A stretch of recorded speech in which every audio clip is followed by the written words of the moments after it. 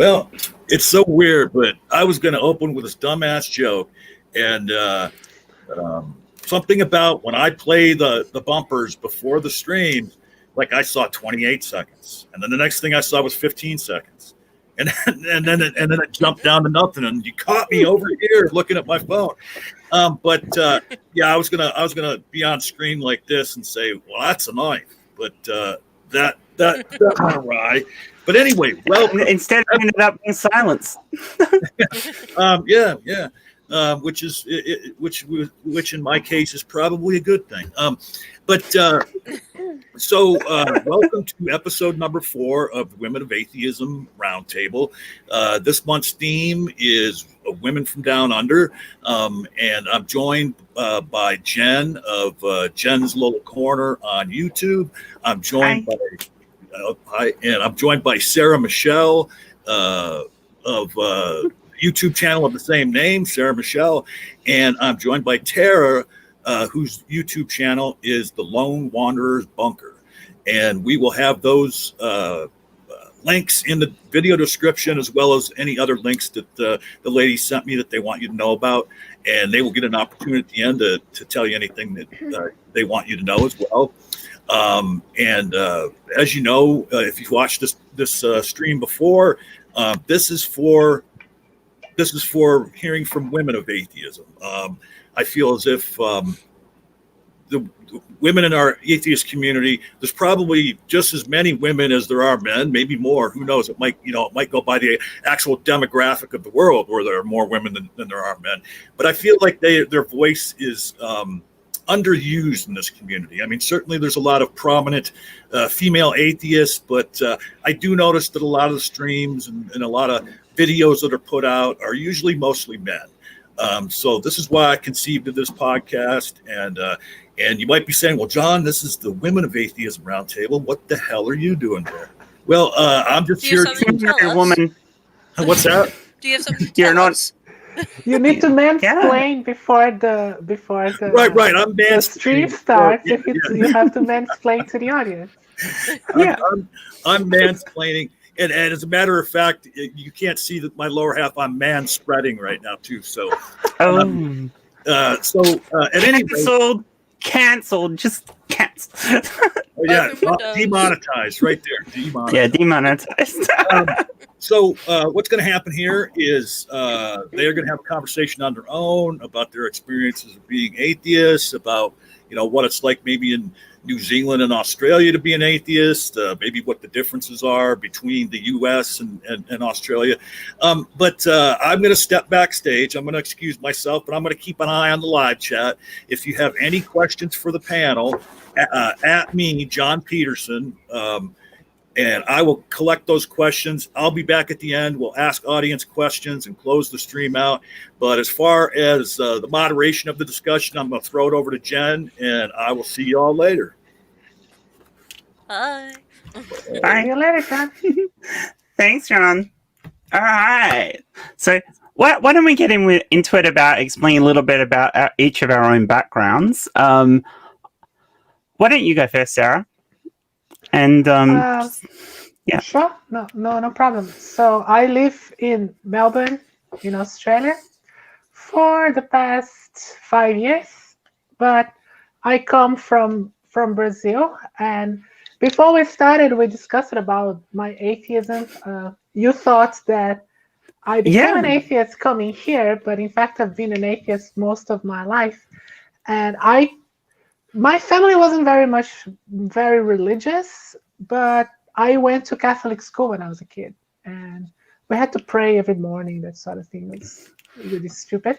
Joyous. But I started to question my belief in God during that time already in school.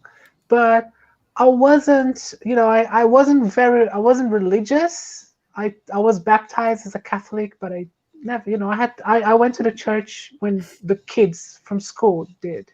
It was not something I did voluntarily. It was more habit than it was faith. No, I had to go because the school took us. It was more parental habit than it was. Yeah, no, not parental. The school took us to Catholic. Oh, the school took you to Catholic. Yeah. Oh, yeah. okay. Took us. And the So a kids would state tell thing. horrible stories. It's not state. It was a private school. Private. It was Oh, okay. Yeah, it was run by nuns. So none of that. they would take us to the mass and shit. But I never cared. I was not allowed to confess because I didn't have my first communion. So, but I would hear the other kids talk about confession and shit, and they'll tell me that the priest slapped them when they were confessing. So it was really horrible stories, really, really horrible stories. I was not interested in that at all. So you really didn't have a secular upbringing at all. You had a very Catholic upbringing because of school. My dad is a deist. Like, he was raised as a Catholic. By his family. His family was very Catholic, but he is a deist. Yeah. He's always been a deist since I remember. My mother is a spiritist, a spiritualist. Which in Brazil they have their own religion. But I was raised, not that I was raised, but I went to a Catholic school, and that was a big part of the school, the whole indoctrination. But still, they gave us freedom. We had to pray, we had to go to mass, but it wasn't like I never felt like it was forced on me. But at the same time, it was not something. It's something that if I had a choice, I wouldn't do. So I just did because everybody was doing it. So technically, I probably was being forced in a way, but I didn't feel like I was. It was just something that I didn't care about.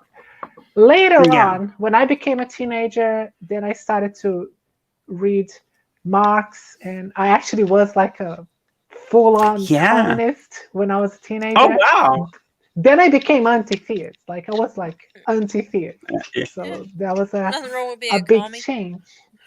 Do you still consider yourself anti-theist, Sarah, or are you more an agnostic theist these days? I've been thinking a lot about it. Like, I am more... I see anti-theist and anti-religion not being that much different. I don't see a problem with theism itself. You see a problem with religion?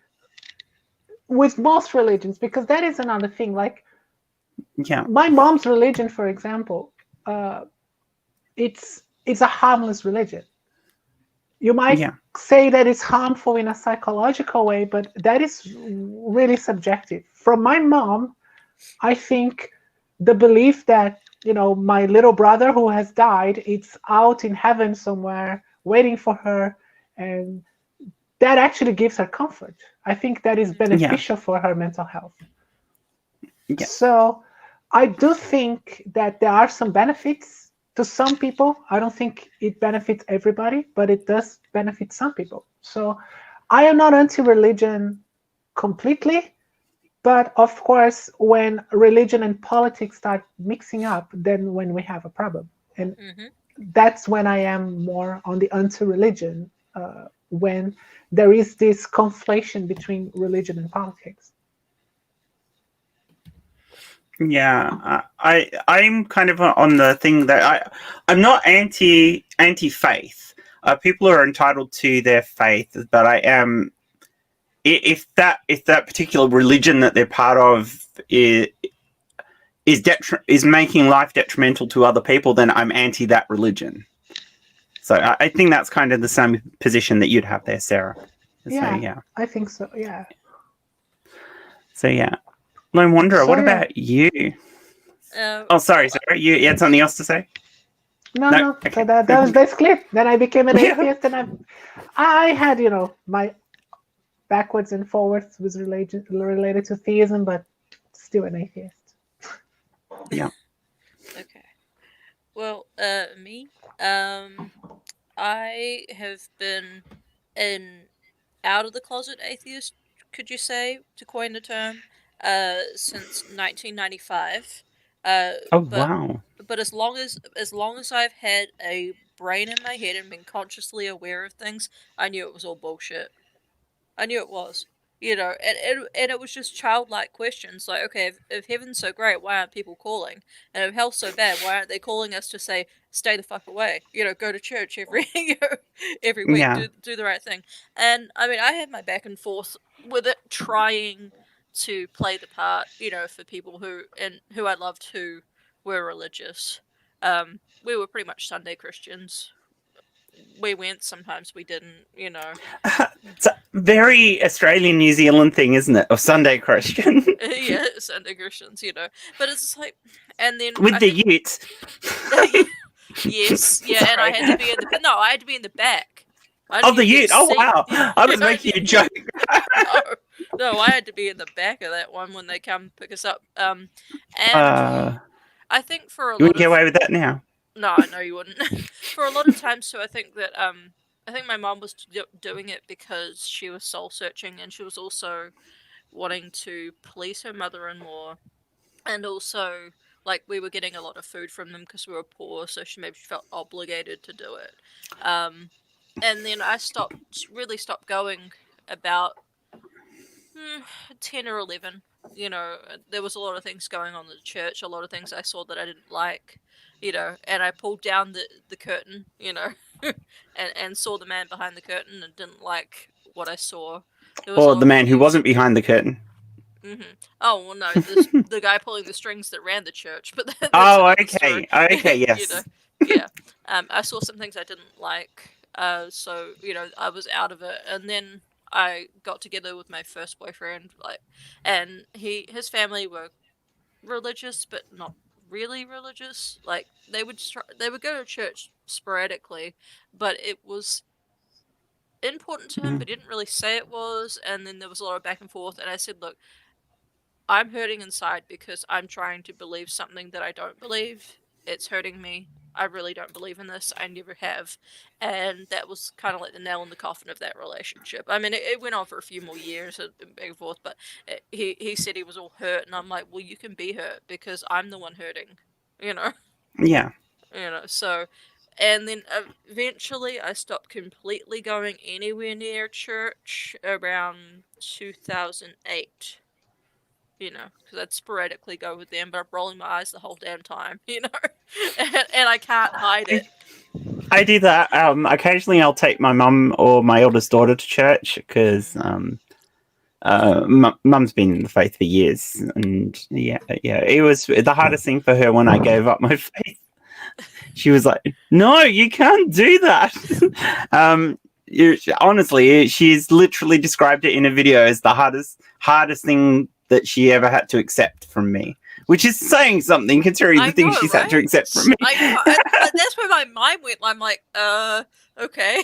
It's like, yeah, that was the hardest thing for her, was me giving up my faith. And my oldest daughter, she sort of followed her other mum into having religion, which I did have. That was a problem when they were younger. The kids were younger. I did have faith, but I lost it later. So, yeah, it's and she stayed in the faith, whereas my youngest daughter, who has lived mostly with me, is she's not agnostic. She's spiritual. She's more of a spiritualist, but she's not strict to a faith. She believes in something, but it's not a Bible thing. So she's a little different. She's just searching for whatever the meaning is going to be for her, and that's fine. People should do that. That's usually how you start, and then you become an atheist. Yeah, yeah. People go atheist because she's asking questions. Religious questions. Yeah, well, you go religious. You ask questions. You become a spiritualist, and then you become an atheist. A lot of people go that route. I went that route. So yeah, I was a Taoist for a while. Yeah, same thing. Taoism, it's cool. Although I don't want 7 souls. It's very similar to, as a philosophy, it's very similar to Stoicism. Very similar. Yeah, but it's got similarities to Buddhism too, doesn't it? Mm-hmm. It does. Yeah. But at the same time, you can either be a Taoist that is only adopts the philosophy, or you can be a religious Taoist, and then you have all the rituals that are not very different from Western religions. That you have all those rituals and silly shit. Like there was actually Buddhism, but I saw a documentary about this family who had their daughter died in China. It was a Chinese family. Their daughter died single, and they were scared shitless that she would be wandering alone in the afterlife without being married, and they had to marry her spirits. They had to marry her spirit with a dead guy spirit. And I'll tell you one thing they do, and this has been a controversial thing. Like, apparently they have actually murdered people, had someone killed so they could be buried next to, their child and spiritually married, or that's dreadful. or stolen someone's corpse to bury it, and spiritually connect to their dead child. Like, it's very serious for them. It's crazy. And that's the kind of shit that religion does to people's psyche. That pisses me off. It does. I've actually been an atheist for less time than both of you, and that just blows my mind, considering I'm the oldest person here. But I mean, I only became an atheist in the last 10 years, so I was in my late 30s when I became an atheist. So yeah, it's been a lot more recent for me. But I left the Christian. I was brought up Christian, but not Catholic. I was a Methodist, or part of the Uniting Church of Australia. So if you're going to talk about relaxed churches, the Uniting Church is one of the most relaxed things. So they're very accepting of an awful lot of stuff. So being part of the LGBT community and being part of the Uniting Church wasn't a problem, and being having original thoughts and questioning things and exploring things and being critical about things wasn't a problem. So it took a lot longer to move out of the faith because I wasn't stopped from being able to think for myself. And I was actively encouraged by my dad, who was a lay preacher. He believed in critical thinking and questioning everything, to the point that he had some really different ideas on faith himself because he questioned so many things. So I grew up. I grew up in a fairly relaxed religious environment, but even as part of that, I was still indoctrinated to the point of I taught Sunday school, and I was encouraged to do the youth group things and run youth groups and get the next generation into the church, because all churches do that. Even the more relaxed ones, you have to get these new people in, or the church falls apart. So it is a very active thing talked about in churches, and even now I hear it when I talk to my mum. It's like, oh, we've got to get more people in the church because the church hasn't got enough money. So it comes down to money, but it's about people because they need money. And I find that really, really dreadful. But yeah, I went through that. Then I moved on to a form of spiritualism that was more like the universe being its own sentient self.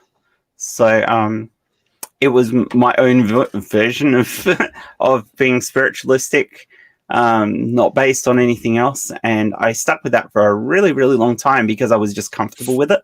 I was fine with the idea of us moving on in the sense that I could justify this in my mind scientifically. I don't know how I did now, but it was weird.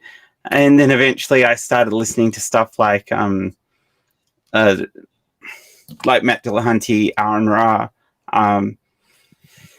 then onto people like Apologia, and that, although I was already an atheist by the time Apologia had started his stuff, but I got into all of that sort of stuff and listening to it and listening to various debates and discussions, and I'm like, yeah, no, it's all crap. I can't believe something I can't... if I can't justify it scientifically, how can I believe in this? That's where I got to in the end. So, yeah. How's my audio now? Because John was saying it's a little quiet. Oh, I think it was all right for us, even if it was a bit quiet on the chat for the video. But okay, I'm gonna cough. Sorry. I guess he'll tell me if it's bad or good. So for me, I mean, I just grew up in Australia and I experienced the faith within Australia, but I didn't. But like I said, mine was more relaxed than a lot of people's, and I still had a secular education. I didn't go to a private school. I went to a government school. So I was able to walk. It was a lot easier to have those secular influences in my life, given that. And I didn't have these other cultural things of shifting between and seeing what it was like between different cultures, like yourself, Sarah, and you learn Wanderer because you've gone from New Zealand to the US now, and of course Sarah, Brazil to Australia. So what was it like being atheist in one country and then moving to the other? You want to start first, Lone Wanderer? Sure. No, I'll jump in. It was very hard. I felt like I had to hide it here. I still do. Because everyone's like, "What church do you go to? What's your faith?" And I'm like, "None of your fucking business." You know, and smile back at them. I'm like, "Here's your pie tray back." But everywhere. It's Pray with me. It's every freaking where. Like, I used to make complaints at work because people would have their religious stuff out on the desk and stuff. I'm like, that shouldn't be in a workplace. And it's against most things. Like, it's not supposed to be there. But you go down to the grocery store or the gas station, there's freaking crosses everywhere. Except for the Muslim guy at the front, he's great. There's nothing up there. Isn't that always amazing? If you come from a background where people will think you should be a Christian, you will cop so much more from them about, oh, how could you walk away from your faith? How could you leave this? How can you not believe this anymore? Than you will from somebody who's another religion that in some cases might be more extreme because they actually don't care what your religion is now because you're irrelevant to them in that sense. I will never forget when the Mormons came to the door. It must have been about 2 years ago. And I told them, they did their little spiel. And I'm like, well, look, I'm actually an atheist. And they're like, oh, so, we could ask you to pray to God and it wouldn't mean anything, right? Because you don't think he's there, so you can still pray, right? I lost my shit. I died laughing at the door. And I'm trying to hold the dog back because we saw the dog at the time. Poor thing's passed away now, but it was hilarious. Like, that was it. Like, that was their only avenue. They couldn't be like, okay, this, that. Let's talk about this or that. They're like, so you could still pray, right? I'm like, I'm about to pray upon you if you don't get off my porch. I had a friend who used to get really pissed off when the J-Dubs would come a knocking, and he spotted them one day. So he stripped naked, grabbed the Playboy, answered the door starkers and said, could you fuck off? I was busy. Oh, that's hilarious. But, I mean, here it's like church bar. They're just everywhere, Like, I think, within 5 Ks of us, I think there's 8 churches. That's crazy. I know, that's right? the same in Brazil, yeah. It's the same thing. Yeah? And what about you, Sarah? Nice segue into Sarah's story. Yeah. Because in Brazil it's the same thing. It's crazy. And, it's... in some cases, they have been caught. Like, drug lords create churches so they can launder money. Yep. And in Brazil, it happens often. And so the church becomes a money laundering operation. Yeah, exactly.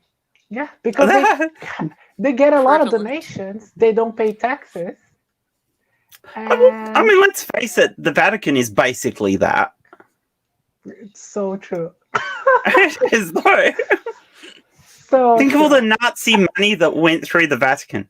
Oh, I'm sure. Yeah. Not just that. Like, one of the things that I found most memorable about Catholicism, I did a trip to Peru a few years ago, like 10 years ago now. And you go to Peru, and you go to this little village in the middle of nowhere. Like, a small village with, hundreds of people living.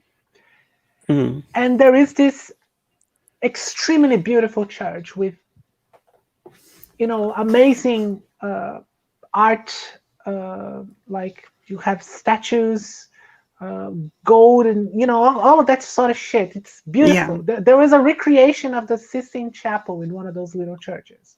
It's amazing.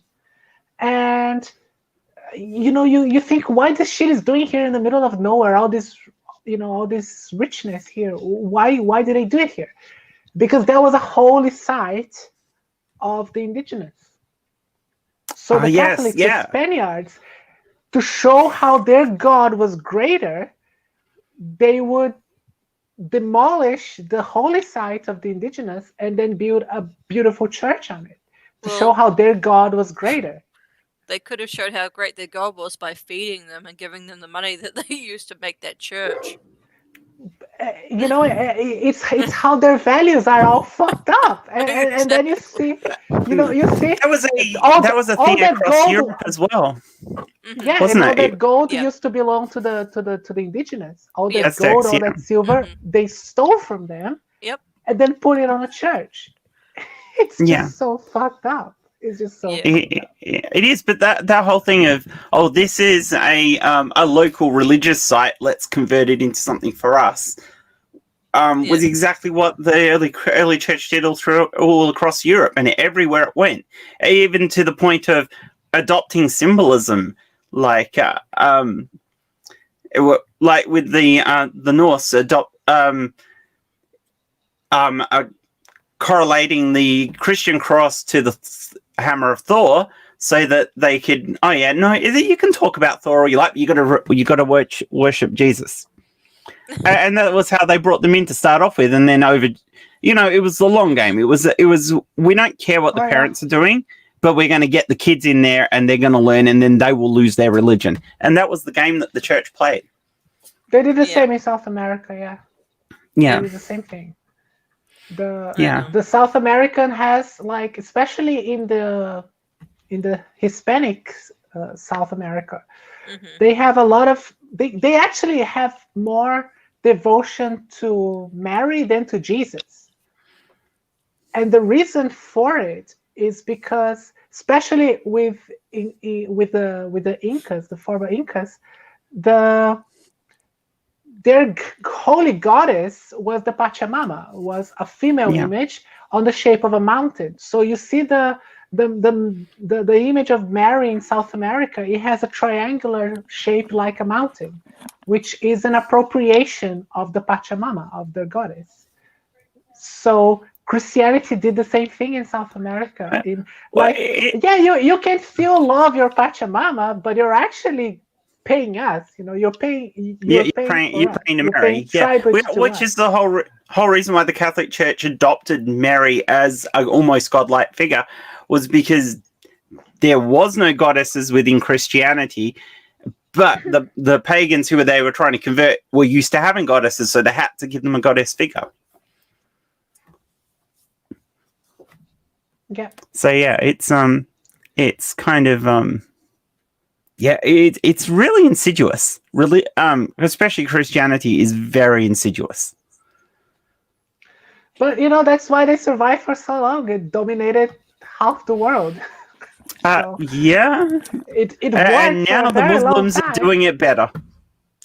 Well, the Muslims are just beheading who doesn't agree. I'm like, what? Yeah, well, that's true. The Muslims are threatening better. They're doing the whole Inquisition across the Middle East, basically. They don't scare me. Well, we don't live in countries where they have power. Yeah. If they did, I'd probably be more scared if we did. Yeah. See, if we lived in a country where they had lots of power, I'd be dead in 5 minutes, because the way my mouth runs, I'm just like... Sarah and I wouldn't be here at all. We'd have been pushed off buildings. And that's horrible, and that's awful to think about. Yeah. I mean, it's a disgusting thing, but I mean, it's not just a problem with Islam. It's a problem with a lot of religious rights in the third world. I mean, Christians in the third world aren't any better, and the same for a lot of other religions. I mean, religion starts more wars and bloody beheadings than anything else.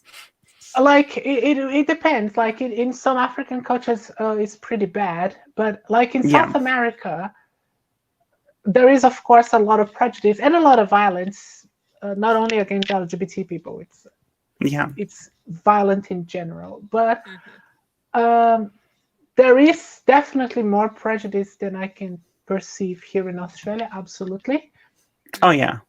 But if you do something and you are caught, you're gonna get punished by the state. You know, you're gonna get severely punished. If you commit a hate crime in Brazil, the punishment is much more severe than a normal homicide.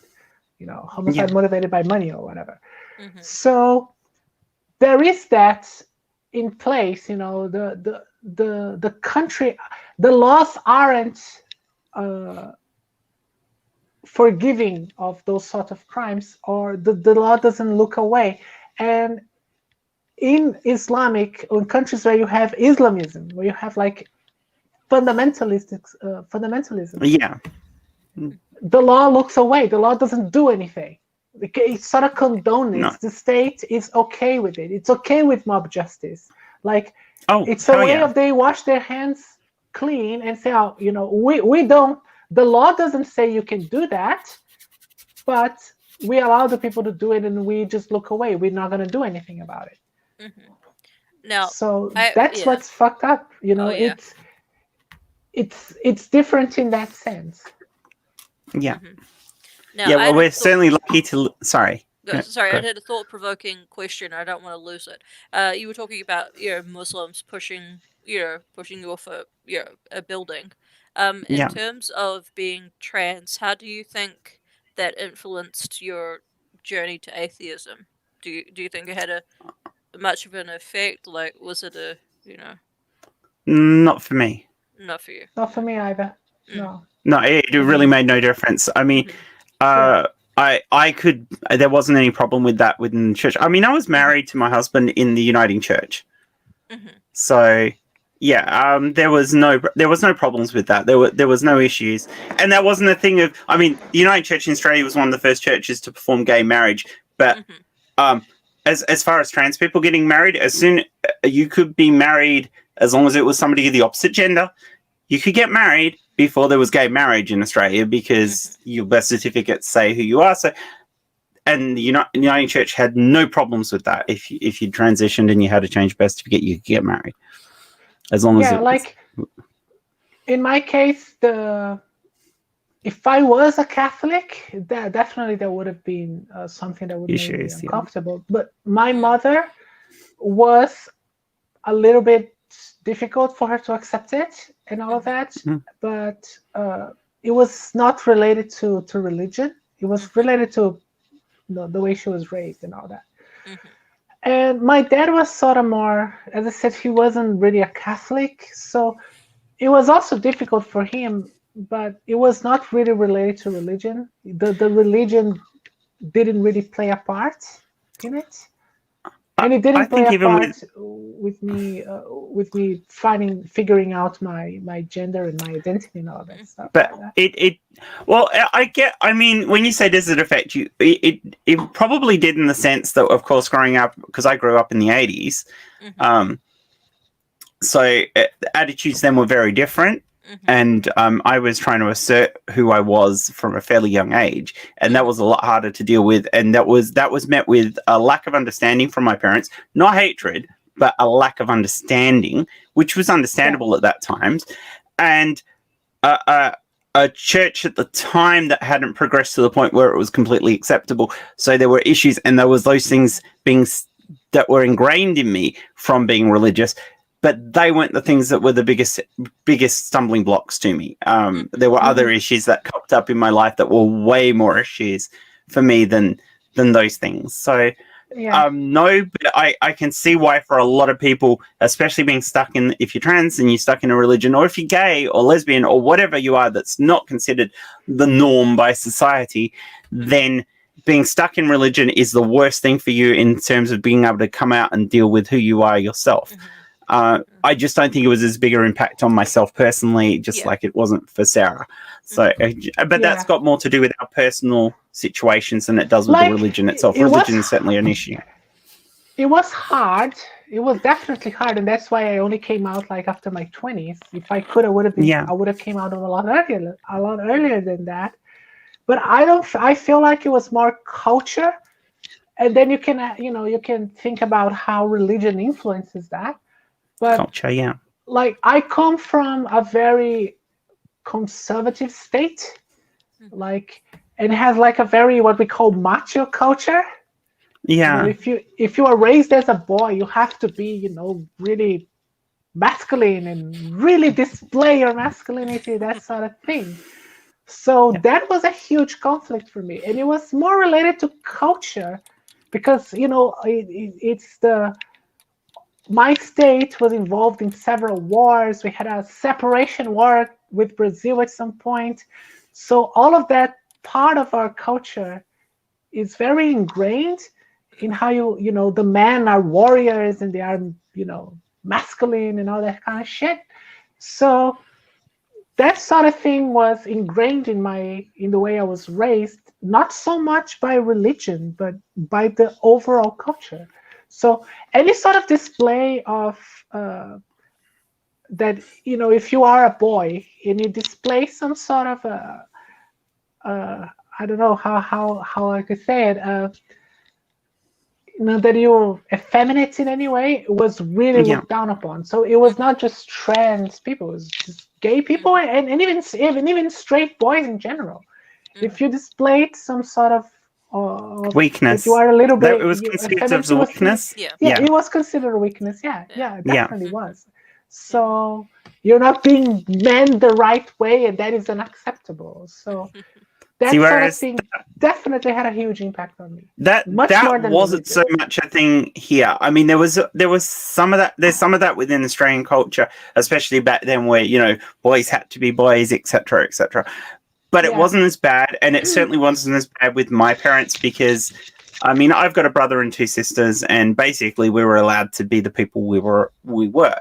So questioning anything about it was fine. I mean, when I was first trying to explain who I was to my mum, her comment was, "So you're gay?" And my comment to that was, "No," because it's not the same bloody thing. But articulating that when you're, I think I was 11 when I had the conversation with her, was almost impossible for me, because you don't have the proper language for it. And that makes it really hard. And then, of course, I had the whole thing where I was abused because of being intersexed. I was I don't know. I already had some breast growth, so a family friend took upon that as an opportunity to abuse me. So because I was intersexed, I was physically abused, and that scared the fuck out of me. And so that pushed me into the closet for about another 10 years. So, and I did my best to hide everything, because I didn't want to get abused again. Not like that, not sexually. No. Not anyway, but I mean, sexual abuse is such a hard thing to deal with. Oh, of course.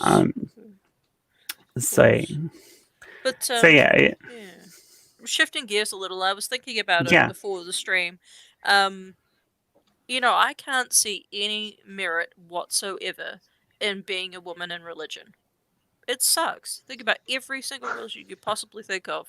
There is no merit, at all to it. Yeah. Either I'm a baby maker, or I'm a baby maker, or I'm a baby maker. I guess it depends how progressive the church is that the person's a part of. I mean, as I was saying, the United Church in Australia is pretty progressive, and the church I went to, I mean, we had female ministers all the time. And one of them was a lesbian. Well, there you go.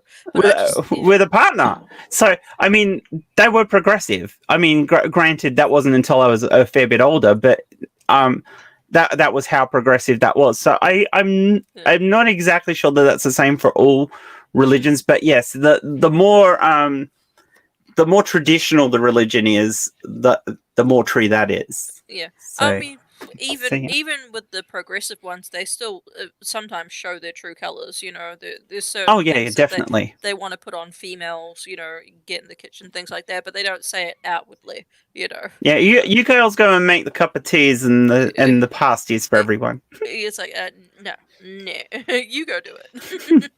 You know, so that was my thing that I was thinking about. I just don't see the merit for females at all. You know.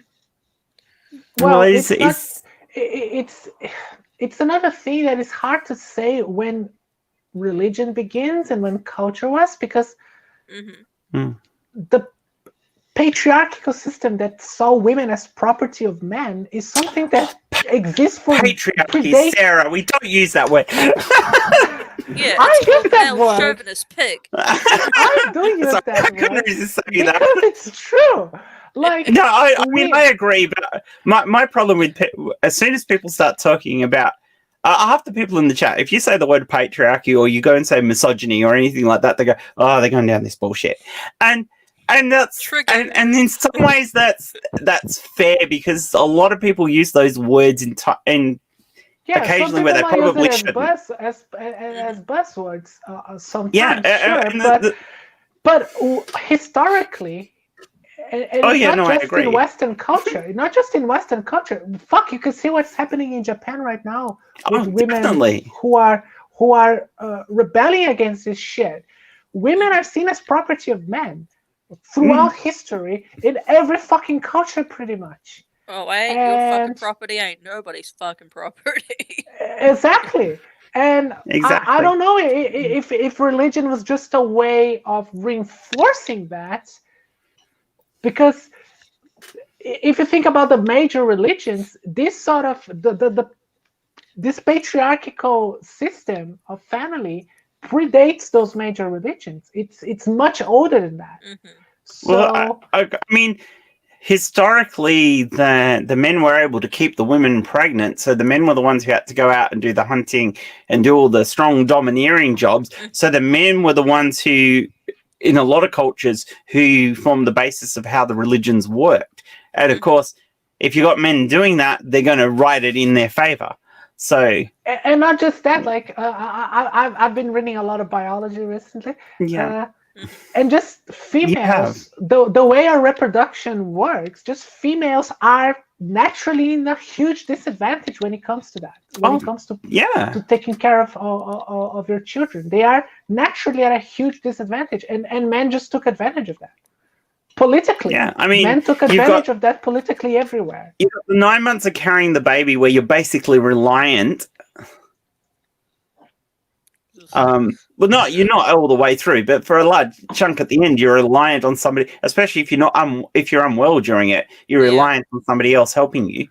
Then you've got the whole thing of childbirth, which is dangerous and you can die during. And outside of that, you've got a period every month that if you're not careful and you not use proper hygiene and everything, you could die from.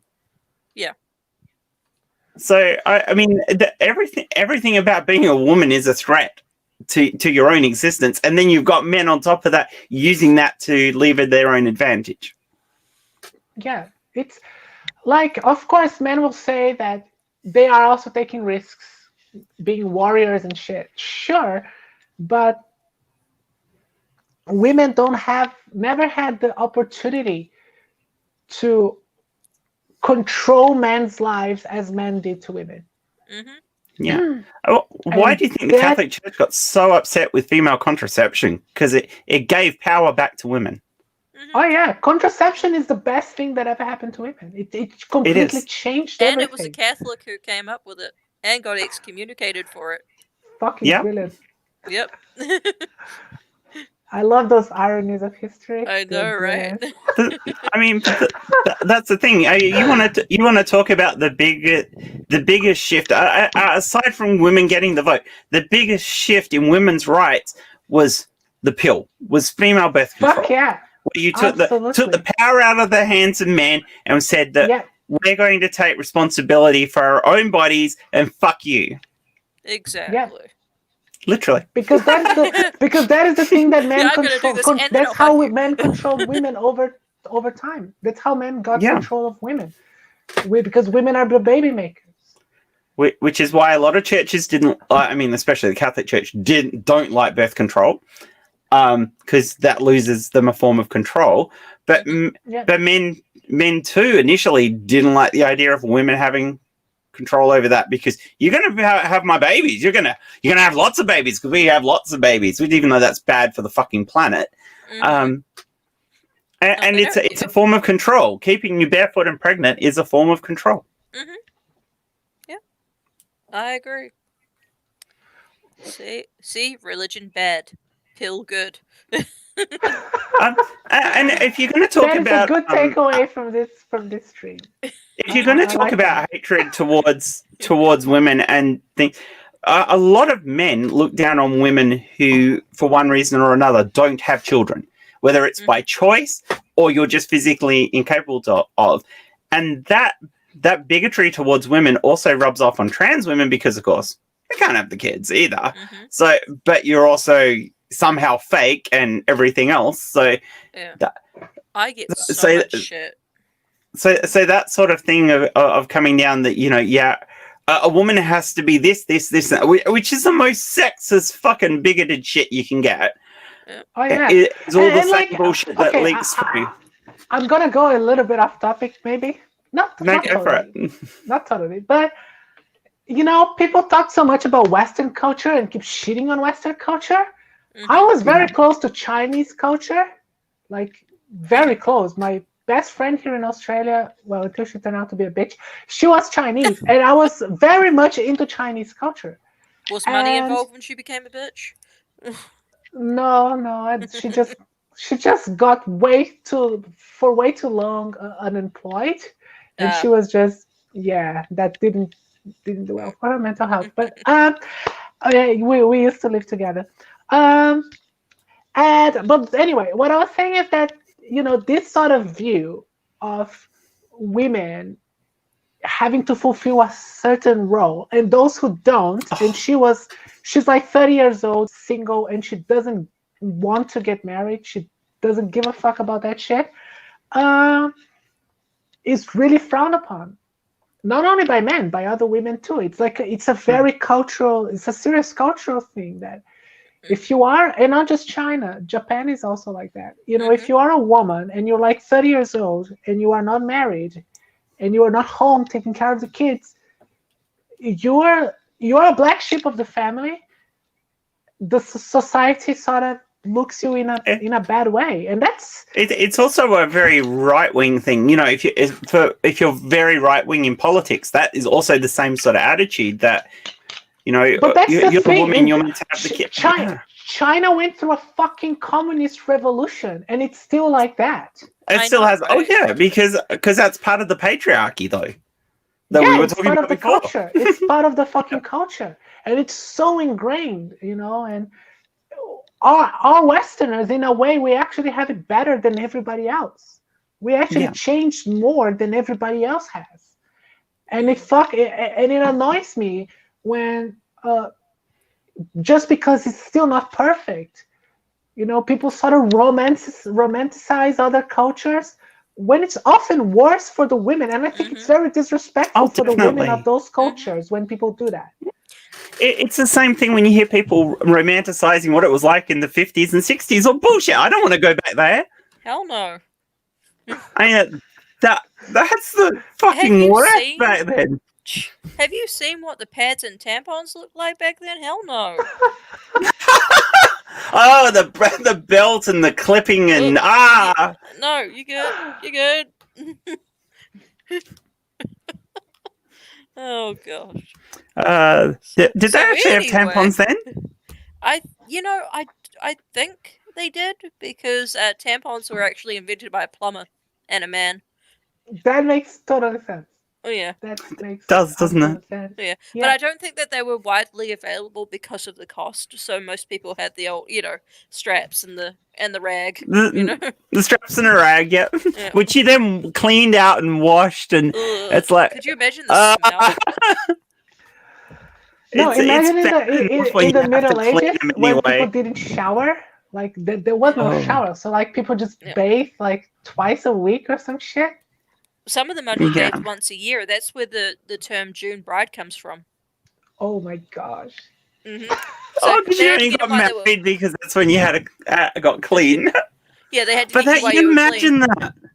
I mean, you imagine that you've got your period once a month, and you're not even washing once a month to clean that up. I mean, know. oh, I know. oh, That's why, like, well, my history teacher said that in school. It might be bullshit, but he said that the suspended gardens of Babylon were constructed because of the fucking smell, because the palace was fucking Oh, stinky. wow. I would believe that because I mean, I believe it too. like in France, they had the snuff boxes and things so they could smell something nicer than the rotting flesh. Wasn't there a thing in the UK where the smell on the Thames got so bad that they were burning incense in the streets along the edge of the river to cover up the smell of the effluent and dead things floating in the Thames. That they actually had to put double glazing was invented for the Houses of Parliament to keep the smell out, and not keep it warmer. Look at Grumpy. Wait, I'm only supposed to have more than one shower a month. Yeah, you are Grumpy. You've got to clean up that period blood somehow. Well, you can have a horse bath. Yeah. Horse bath, get some pussies. Yeah. Oh So, my yeah. gosh. Someone wrote, Kevin wrote in the chat here, must have been a hell of a chore eating pussy back then. Oh! Not if you were a vampire. Not if you were a vampire. Oh, dear. Yeah, Apparently I the guess Russians didn't mind.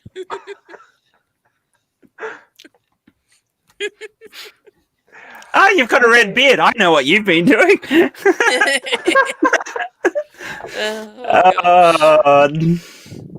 Moving right Okay. along. This is getting weird. Oh, well, it's This almost is midnight. getting really weird. I'd like to say, though, anytime that a turf points out that trans women don't talk about periods, point them to this fucking stream. There you go. There you go. Well, it's good that we just talk about it. We don't have to actually go through it. Yeah, you're the lucky female. You know, and I see trans women talking about and sort of romanticizing periods and how they have periods. Bitch, you are lucky that you don't go through it. Why you want it? You know what? Shut the fuck up. I'm in two minds about that, Sarah, because when I hit puberty, I of course I had the double up of hormones and dual development, and I've got some rudimentary shit, and I did anyway before I had surgery. So I got cramps, and I went through swings, mood swings and everything, but of course didn't bleed. So from my perspective, I got some of the shit parts and not the part that would lead me to being able to be a mum. So that kind of pissed me off. More so than anything else. The bleeding part is the worst part. I have got two daughters, and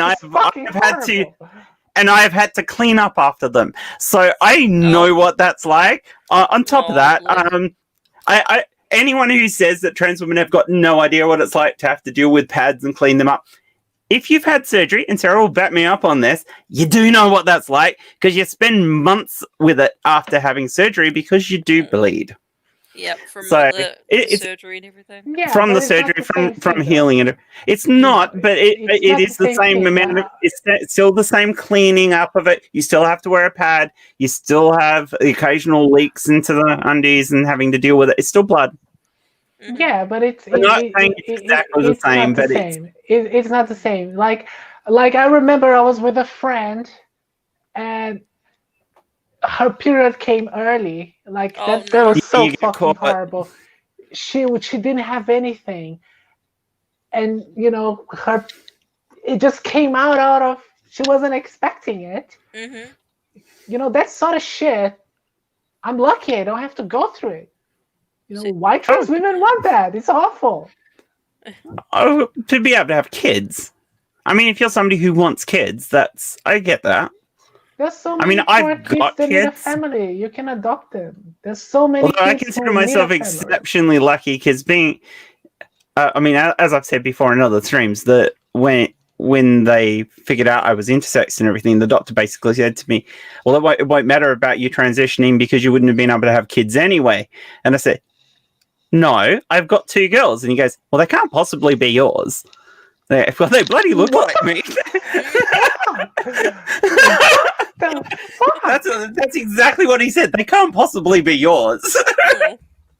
Okay, well, they are, but I mean, yeah, because of the type of intersex I am, I mean, some intersex people are still fertile. It's just the way it is. Yeah, of course. Intersex doesn't mean you're infertile. Yeah. Yeah, the majority are fertile. Yeah, so yeah, and he was a specialist. Oh my god! I thought it was brilliant. So yeah, so that's the thing. But yeah. I mean, you can be intersex and still be fertile. I had no idea because of being chiromatic if I was fertile both ways, because that is actually possible too. It's incredibly rare, but I had no way of knowing, and I didn't care either at that point. I got 2 girls. Who cares? What do you mean fertile both ways? It is possible to. It is possible when you're chiromatic to have one develop with the one type of tissue and one to develop with the other.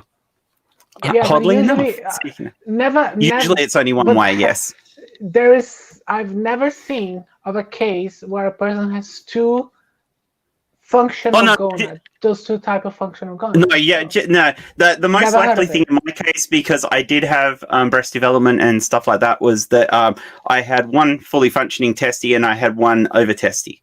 That's what they think was the case for me. So you had an over testy, right? See, as well. Okay. So yeah. So I was obviously fertile enough to have kids, but only just. It was borderline, but thankfully I was, and I've got 2 beautiful daughters, and I love them to bits. So it's like, screw you, doctors. Screw you, doctors. No, and it happens like they look like me. This is a topic that I've been studying a lot recently, and what intersex? Yeah, I've been studying a lot recently, and there was a case of someone who was supposedly a case that would not develop ovaries, and the person had functional ovaries and actually had no testes at all. It was a mosaic case of mosaicism. So it does happen. Like, you have these cases that seem impossible in theory, but they do happen. Well, when you're a chimera, mosaic and chimera, similar, so it's 2 sides of the same coin, basically. You've got some cells that are one lot of genetic code and one or the other. Now, I've got some that are XX and some that are XY. So it just depended on where in my body particular cells were as to what they do. So, but for the majority of it, because the majority of your body is exactly the same between men and women, it makes no fucking difference.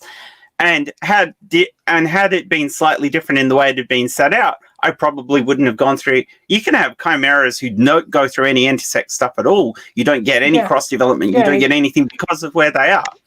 So I think the first case of chimera, the person had it was a woman who had male cells in her stomach tissue or some shit like that. So it had no influence in her sex development at all. No. So, but for me, it did have some. But it's compared to how chimerism is very common. In as far as a condition goes. But chimerism is not always an intersex condition. It depends entirely on which parts of the body are divergent between the... And you don't always have XX and XY. You can sometimes have 2 different types of XX or 2 different types of XY, in which case there would be no intersex condition because it's exactly the same gender on it. So it doesn't necessarily. It doesn't necessarily. Yeah. No. So what are the church's thoughts on intersex? Just bringing it back to religion. I think we were. Because we went off they are probably so far behind on this shit. I think if you're talking about the Vatican and the Catholic Church, they're probably more accepting of intersex people than they are of trans, because you can't argue that intersex isn't a medical condition. Yeah. And it's the same in any of the progressive churches, that there's no problems if you're intersex. Yeah. If you're a more fundamentalist church, the thing would be the horrible thing of, do something, force them into a gender at birth and pretend like it never happened. Mm-hmm. And that will be the thing, because you want to keep it down certain lines. And that's the horrible thing to do. You should always, unless of course there's a medical necessity for performing surgery on the child, let the child grow up a bit and figure out who they are first. Mm-hmm. Yeah. Because you're not hurting them by doing that. I mean, I understand if there has been cases where the intersex condition causes enough other variants within the body that surgery has to be done at a young age. They have no choice. It's life-saving. Okay. And at that point, you cannot blame the doctors for doing that. But in most cases, there is no need to. In some cases like mine, nobody could have even known I was intersex until I hit puberty. And then, of course, with what happened to me during puberty, I hid it. So nobody found it out until after I'd started transition. And there was I had issues when I started transition, and I had to go and see a specialist. And he goes, "Oh, you're intersexed." So, yeah. So I'm like, oh, okay. Well, that makes a lot of sense. That explains my life.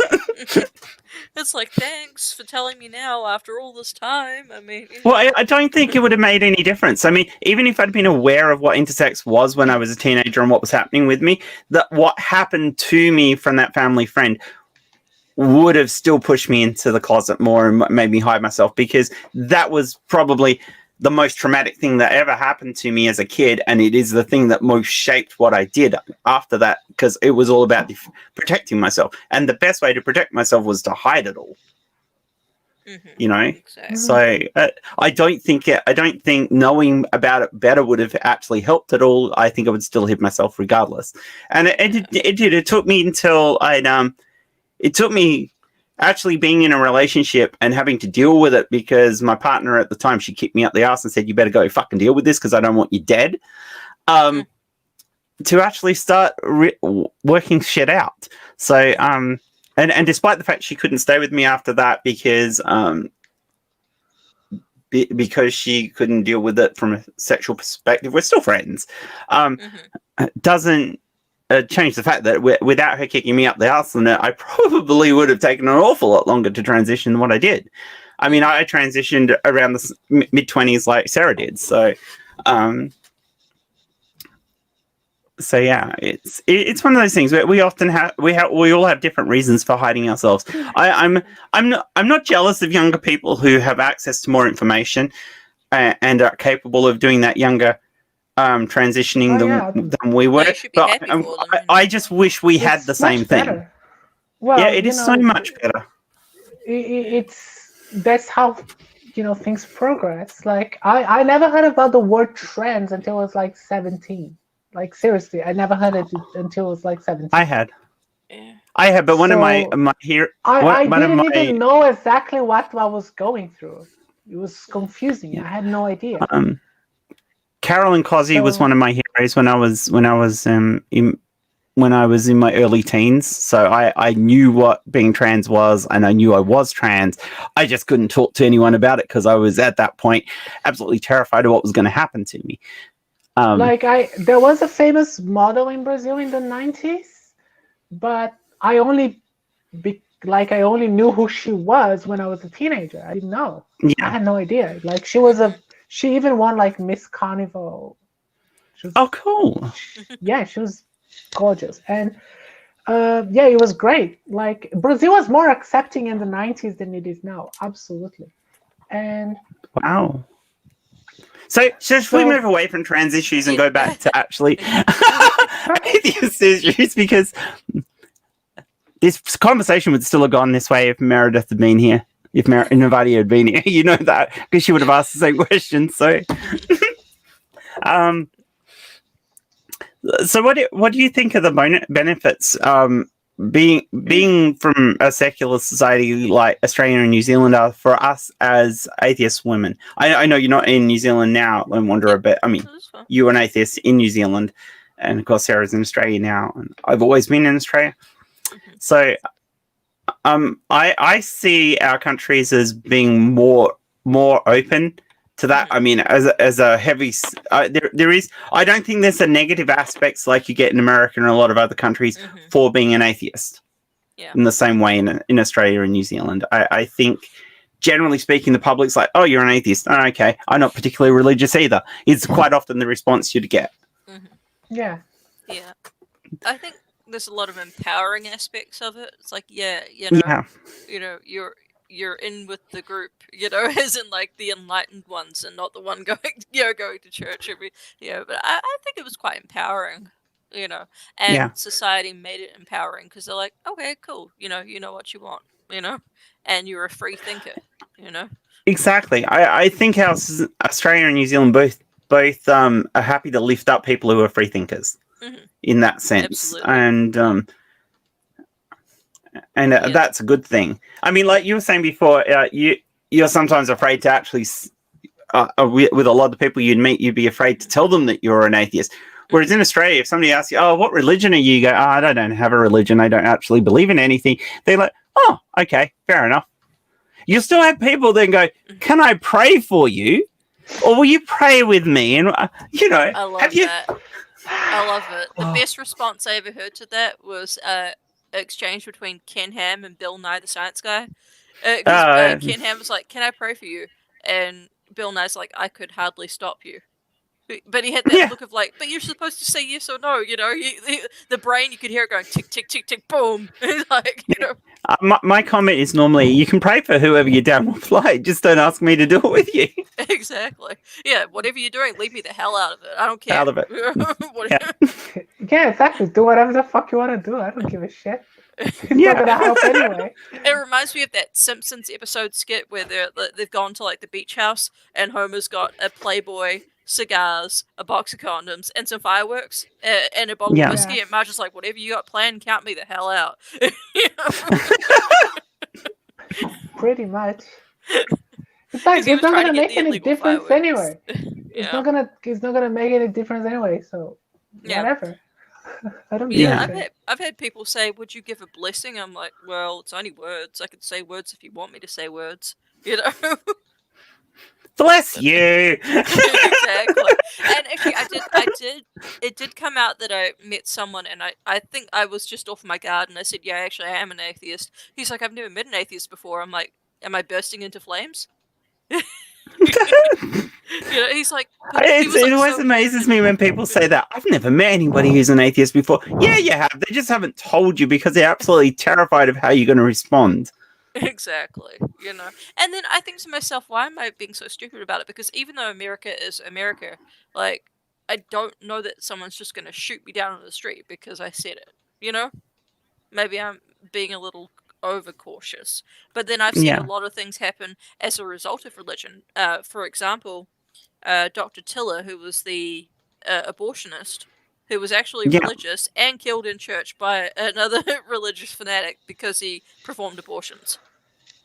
It's like, I know. Yeah, right? I think. Do the math on that. I think that's the big problem is a lot of fundamentalists, and you've got a lot of fundamentalists in the US, tend to think atheist is synonymous with devil worshipping and eating babies. I know, right? Yeah, which is so true though. No, we only do that on the I mean, it's not. it's It the is, second right? Thursday of every white month. wine sauce, schallops, and a few herbs, 11 secret herbs and spices. Deep fried baby on a stick. You too. No. Sorry. No, I will leave. Sorry, real life, just saying goodbye to the old man who's going to work. Fair enough. Yeah. No, we only eat babies on the second Thursday of every month. Get it right. I'll send you the calendar. Well, I wasn't instructed correctly then. Look, yeah, no eating babies unless it's it's the second Thursday. And the first Tuesday to every month is wave your genitals at traffic. And then we burn on Fridays. And if you're really desperate to do more atheist things during the week, don't forget your baby Jesus butt plug. And the worst part is you can actually buy that. Oh yeah, you can buy all sorts of things on the internet. Oh, all sorts of weird things. Oh, People yes. sell. Butt plugs. It's all the fun and games till it falls out. Till somebody bruises an eye. Yeah. Well, this video is definitely getting demonetized now. You know? Hey, we were asked on what did you expect? Yeah, I was not given a list of things I could not speak about beforehand, and if you gave it to me, I'd Exactly. throw it out the window. Eating babies is definitely one of those things you can't talk about. Baby back ribs. Well, Give me that's my what they baby think. back, baby back. Chili's baby back ribs. Actually, Chili's baby back ribs are not that good.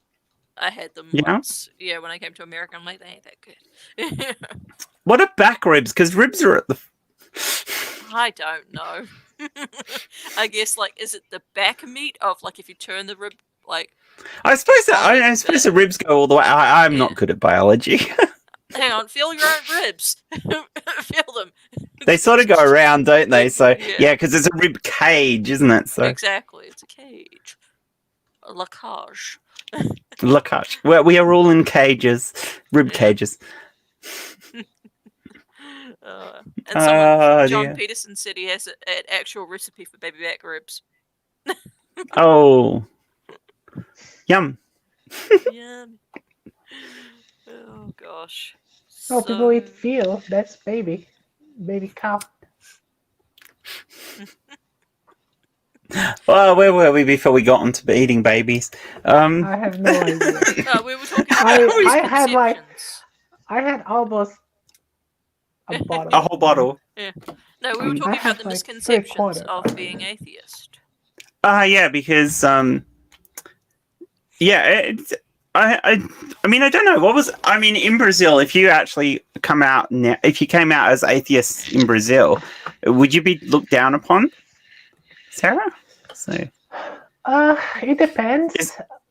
Like when I came out as an atheist, I was going to college, and I first went to journalist college. Then I went to international relations college.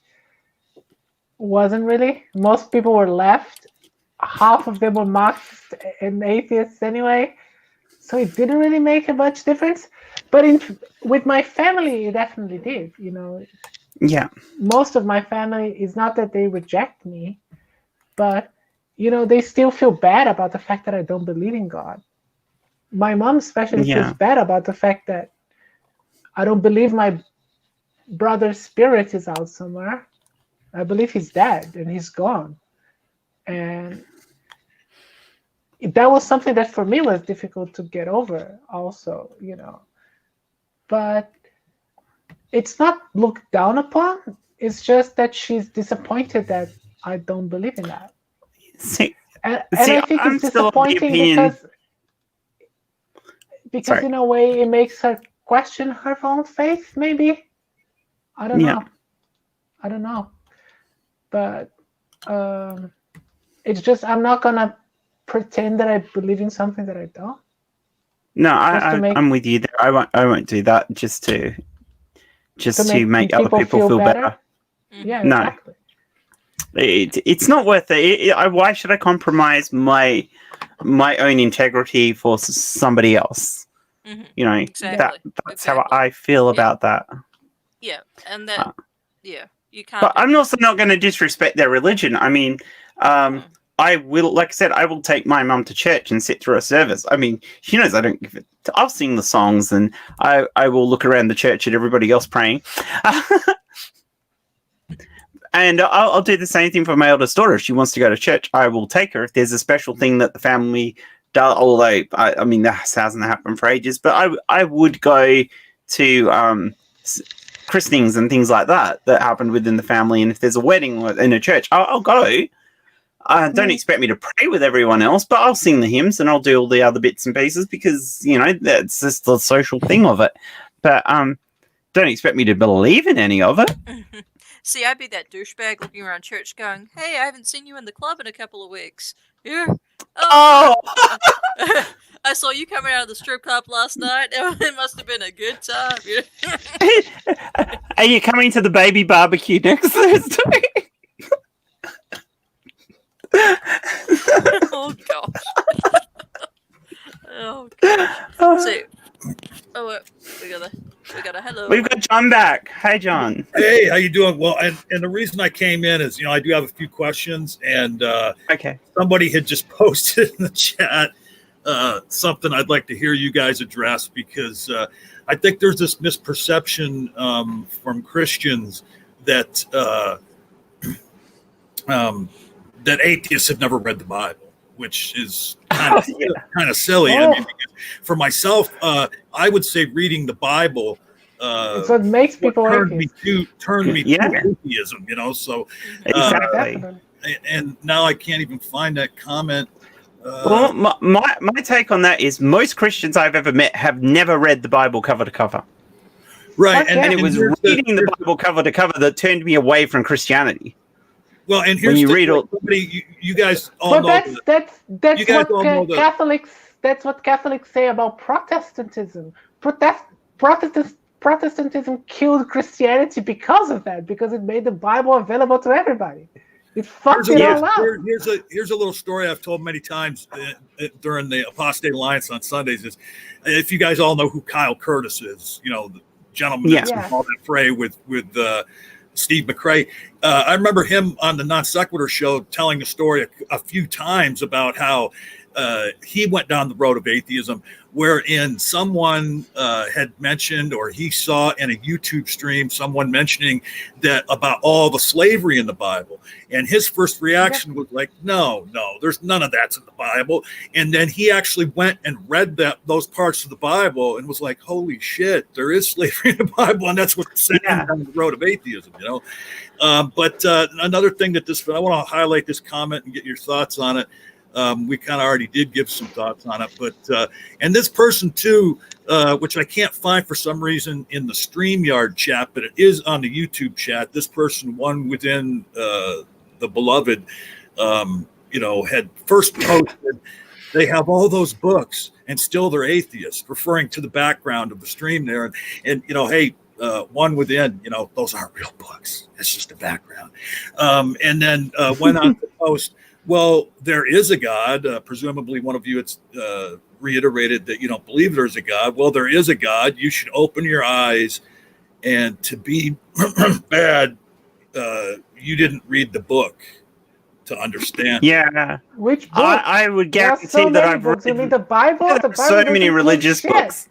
Well, yeah. The Bible doesn't prove shit. Well, see, I've read a lot of books. None of them prove God. It's none of them. Well, I mean, let's face it. You've regularly challenged God to prove himself out, and he's failed every time.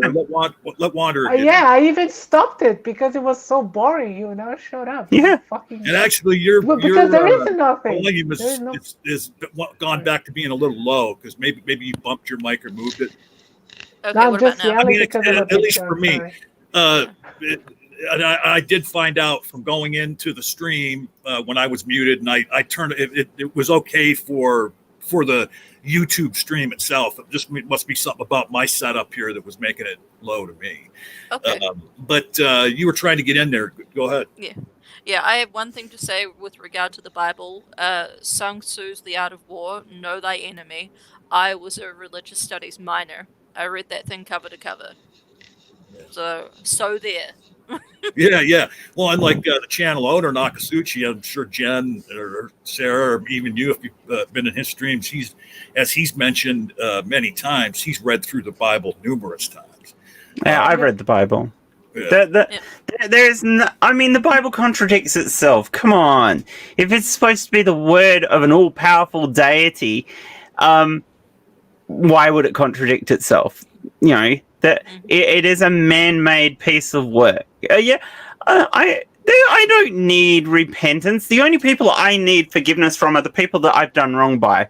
That's people, not gods. There are none. Not that I'm aware of. I'm not saying there couldn't be a God. There might be some sort of deistic God out there. But your God, your Abrahamic God, whether you're a Jew or a Christian or a Muslim, doesn't exist. Yeah, you were Sorry. raising your hand there, Wander. Go ahead. Let me tell you I one love this. thing. I love this comment from the thing about repentance, because I had a stream where I talked about what I would say to God, to the Christian God, if I died and he actually existed. Maybe Well, one go ahead, within or Wander. whatever her name is should check Yeah. it out. Yeah, I was gonna say a similar thing, man. If I ever met God, what a hell that'd be one hell of a customer service experience. I mean, what kind of 2-bit show you think you're running down there? Well, and I've always said, like, if the Abraham God was proven to exist, would I stop being an atheist? Yes. Would I worship that God? Hell no. No. I mean, no, because if the Christian God is real, what I would believe is not that God is real. I would believe that the devil is real. That's a very good point. And let's face it. I've often said, I don't know how anybody reads the Bible and comes to the conclusion that God is the good guy in that story. But actually, in the Old Testament who never lied. I'm going to actually, and that's the devil. I'm going to actually be debating a gentleman on whether the Abrahamic God exists sometime this month. We haven't really set a date yet. So, good luck.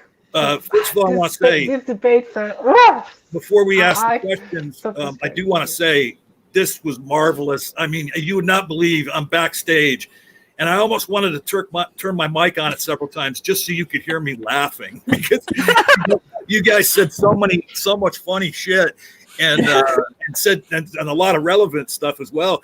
And when Kevin Lentini posted that off-colored comment, about how problematic it must have been back then to pleasure a woman, the StreamYard censored it for some reason. It was in the YouTube chat, and you guys mentioned it, and I'm looking for it because I was going to highlight it, and it's not in the StreamYard chat. They censored it for some reason. But there was one question from the audience, and then I have a few questions myself. And this question from the gentleman in the audience was from Grumpy Old Dude. He wanted to know who are the panel members' favorite female atheists. We'll start with Jen. Oh, my favorite, probably. Oh, God, that's so hard. I like most of them. I mean, there are so many really good people. That smaller names like Julie LaVoice. Julie's amazing. She's absolutely brilliant. Godless Granny. Nervardia. Shannon Q. These people are very inspirational, and I don't think you can go much past those people. Well, and I think as I go around the room here, I think you're going to get a couple of +1s on everybody you just mentioned. But go ahead, Wander. Who are your favorite female atheists? I haven't really given it a lot of thought, but I think that any female atheist that's going to put themselves out here on YouTube, despite the hate and hatred, especially comments in the chat, if you'd look from a certain someone, I think that they're inspirational. But I love Jen's little corner. Oh, thank you. But you owe me a glass of wine for that damn masturbation video. You could have warned me. There it was.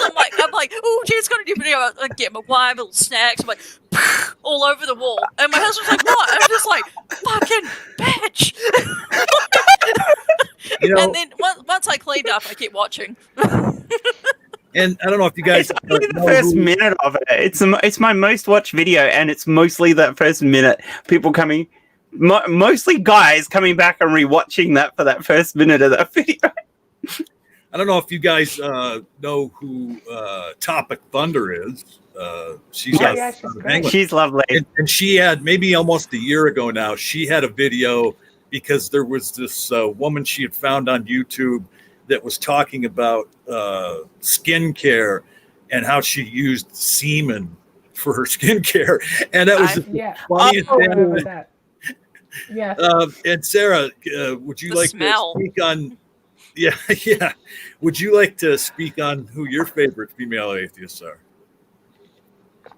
Oh, well, the same thing. There are so many that are inspirational. For me, when you talk about inspirational, probably Rachel Walsh was someone who inspired me a lot. Rachel. I forgot Rachel. Because Rachel is one of my favorite YouTubers, not only atheist content, she's one of my favorite YouTubers. All right, hey, thank you so much, Godless, Grumpy Old Dude for that question. Now, I have a couple questions with regards to atheism, but I have other couple questions here that were inspired by your discussion.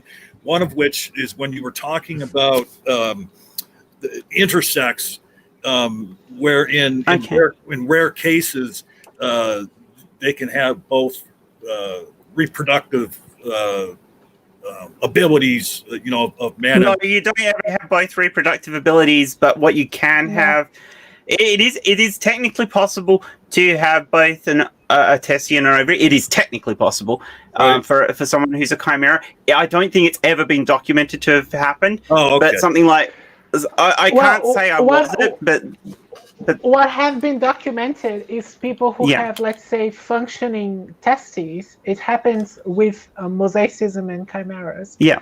People who have functional testes and then have streak ovaries or oval testes. Okay, so my question, which would have been similar to me. So my question is probably irrelevant because I was going to ask, in the case that you were speaking of, like if an intersex person who had, both, if they could impregnate themselves. So it's that possibility is in the realm of theoretically possible. It is possible. It's possible, but it's never been documented. No. Yeah, so because generally speaking, what happens? Oh, sorry. So I was going to say that generally what happens is one way of development generally takes precedence. Still, so you tend to develop outwardly more one way than the other. So, like in my case, any of my female organs were rudimentary. So I could never have, even if my vesty, which I don't even know if I had because I never got tested, even if it had been able to produce an egg, I didn't have a fully formed uterus to be able to actually have grow the child or anything like that. So it doesn't happen. It's incredibly rare for somebody to be born with even something that approaches both as a complete set. But a mix is a lot more common. So you can have a sort of mix. It's still very rare for very rare, to be born with oval testes at all. Like the possibility, it's on 0.0005%, and that's a high estimate. But the thing is, the reason why it's so rare is because human sex determination is basically dichotomous. You're gonna have someone have the Y chromosome and develop as a male or not, and individuals where that doesn't happen, where you have these cases, is usually because you have either some cases of mosaicism or chimerism where you have where two different we're supposed to be twins, but the fertilized zygote got generally mixed speaking together. Generally speaking, it's a double fertilization that doesn't split. Yes, exactly. That is one of the possibilities. Another possibility is when you have a mutation on the gene, usually the SY gene, or you have a translocation. So these cases are rare because it is not how human sexual reproduction has become stable over time in an evolutionary sense. But, these things can change. But for that to change, there has to be some evolutionary benefit on that. And there's no evolutionary benefit for people being intersex, because generally speaking, they're infertile. And as was famously said in Jurassic Park, life finds a way. But my next question is for Wanderer. So when you moved to the U.S., were you already an atheist? Yes. Yeah. Okay. Well, and just let me ask the further question. So when you did move to the U.S., was there a bit of a culture shock for you as far as like how more fundamentalist religious people are in this country as opposed to where you came from? No, not really, because I'd seen a lot of documentaries about the States and fundamentalism, especially in my religious studies at university. So it wasn't a culture shock, you know. So, but I've been a confirmed out of the closet atheist since 1995. Oh, okay. Yeah, so a long time now. So since 1995, so like you became an atheist at like 2 or 3? No, thank you, dear. No, I was 10 years old. But I knew for as long as I was consciously aware of the world around me, I knew it was bullshit. You know.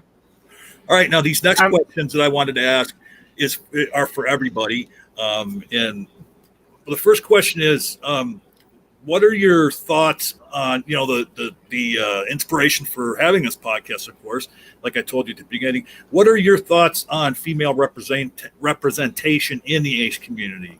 Do you feel a sense of underrepresentation? I mean, I feel there is, but Yeah. What are your thoughts? Why don't you go ahead?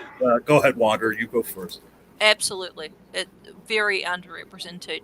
Yeah, and I think that we are out there. There's probably more of us than there are of, men, but it still goes back to male dominance, and I don't know why it's still prevalent even when we're atheists. I don't know, maybe they scream louder, or they get more views because of the societal norms that we still live in, where you listen to men first. Not that I would actually do that.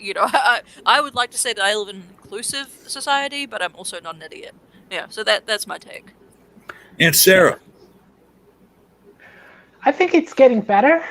I think it's definitely, we're seeing more prominent atheist women.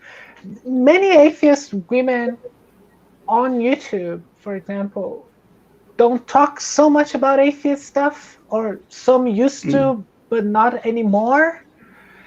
For me, and it's somewhat of my case, there are so many other topics for me to cover that I find not more interesting, but that seems to drive more people to my channel rather than atheist content.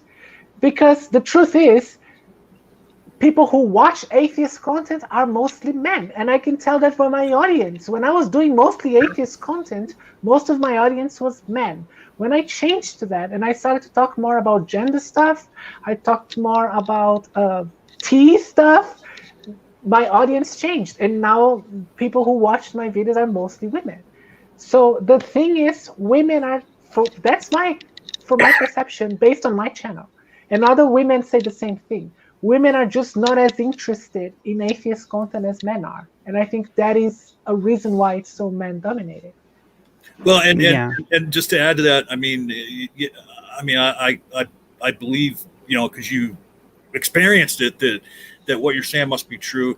But I would say that even if they're not interested in it, then I would kind of agree with what Wander said and what I had said earlier, that there's probably more women atheists than men, just from a statistical standpoint.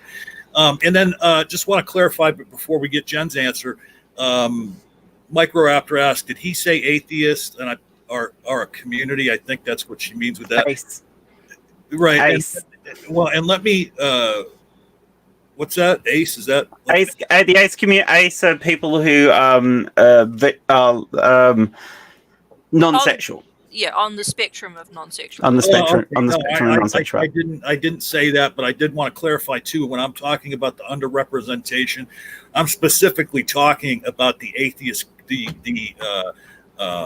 social media online presence of the atheist community. I'm not talking about the atheist community in a broad sense. I was talking more about like YouTube and stuff like that. Yeah. But Jen, what is your answer to that question? I mostly agree with the others. We're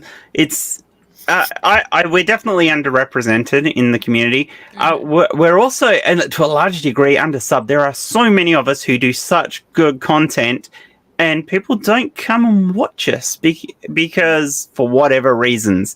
And I find it's a little disheartening sometimes for us in that we still work just as hard to try and build up followers, to get our messages out there, and we have to work twice as hard or 3 times as hard to try and get the same things. And I mean, like for Sarah and I, sometimes that can even be worse for us because, you know, not everybody wants to listen to a trans woman. And it does make it a little bit, it does make it hard, but I'm not saying that it's because we're trans women. It's because we're women. And it is harder at that. I mean, we've got Rachel Oates, who's brilliant and beautiful and has got a huge following, but she and Shannon are basically the exception to the rule. Most of the women in the community would be struggling to get past 3,000 subscribers, and most never even make it to 1,000.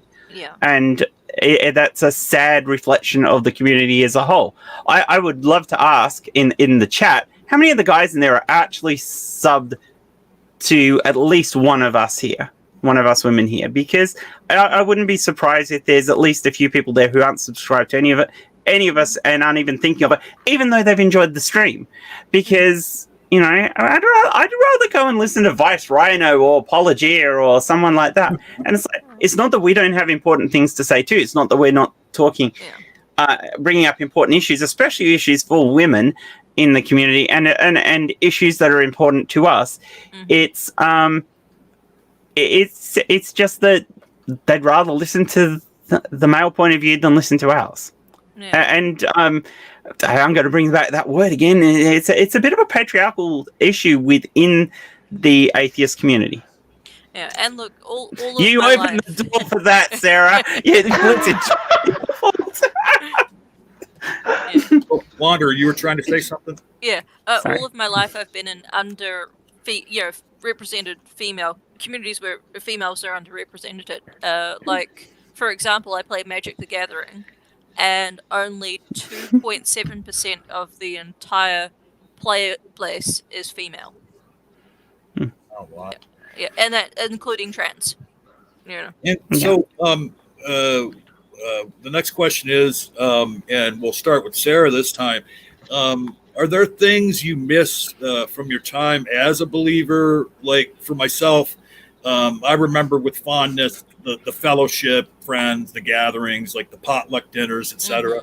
Mm-hmm. Is there anything that you miss from your time in religion?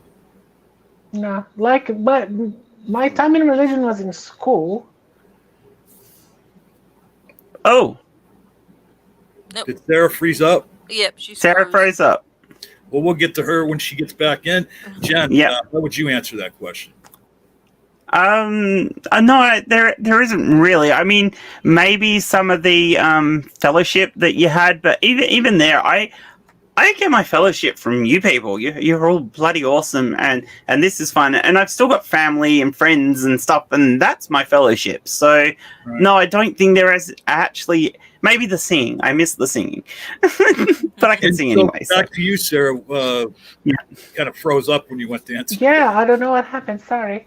No, yeah, I don't really miss it because my religious experience was in school basically, and I wasn't that much religious, and it was kind of something that I did because the school made us do it in a way, and it's not something that was big part of my life ever really. And the times that I tried to give a shot to religion was basically when I was dealing with grief, with loss, and that was no result. So it's not something that was never really important to me. And Lone Wanderer. Yeah, I miss the food. The food was always good, the potlucks, and I do miss the connections because I did have connections to quite a lot of important people, and it was good for business opportunities. Because as I was saying before, I went to and fro, from 95 until about 2008. So there was ways that I could get in with jobs and things like that, but after that it all fizzled out, because you're not part of the community, And I never even thought of that, but belonging to a church is an excellent networking opportunity if you have a business. Oh, it is. Yeah. Excellent. So this final question here, we'll start with Jen with this one. What do you feel is the biggest negative effect that religious belief has on society? Oh, I would say the prejudice that comes from it, because religion is what drives a lot of the prejudices that we have in the world. It's very much an us and them.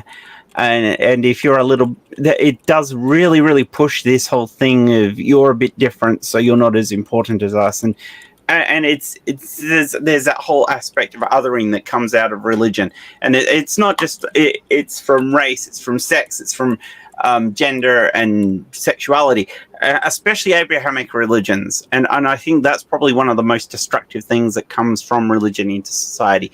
These attitudes of stopping gay marriage comes directly out of the right-wing religious playbook. And it's the same thing when you're talking about anything to do with trans rights, or if you're talking about women's rights in general. It's generally been coming from that religious ideal. I mean, obviously those religion ideals are driven by the patriarchy. I have to say it again now. But that's where it's come from. And don't rain every time you say the patriarchy. well, we should have a stream sometime with you guys again, and then have a drinking game where we take a drink every time the patriarchy is. Oh, if you're going to do that, can we have Julie in? And yeah. And Lone Wanderer, how do you answer that question? Yeah, if you're a true believer, it robs you of your ability to think on your own and express who you truly are. Yeah. I had to write it down so I got that right in my head. It came out right. But yeah, it does. It robs you of your ability to think on your own and be a free thinker, and that is disgusting. Well, and that's just it, is because, like I've always said, that religious people have this problem with saying, I don't know. If there's something that they don't understand, they're so ready to fit God in there and say, well, it must be God that did it. So, yeah, I wholeheartedly agree with what you're saying. Sarah, how about you? What do you think the most destructive thing about religion is for society? I think one aspect that is often neglected about religion, and probably Christianity, not only Christianity, but Christianity above all religions, is that it's sort of a negation of life, in a sense that you are not living for this life, you are living for a promise of a life in heaven or an afterlife. And that makes you apathetic to what is going on here. Yes. And it reflects on what Jen said, why people are so focused, for example, on being against gay rights, for example, because they feel that supporting gay rights would harm their possibility to be in heaven with God. So all their mentality is not focused on how to improve life now to people here, but in how to make life better in some promise of a paradise that, might not be true. They don't know that. It's just a promise. So it does make you apathetic and nihilist in a very, in a very negative way, where you deny the purpose of living here now. And that is something that has a very deep psychological effect on people.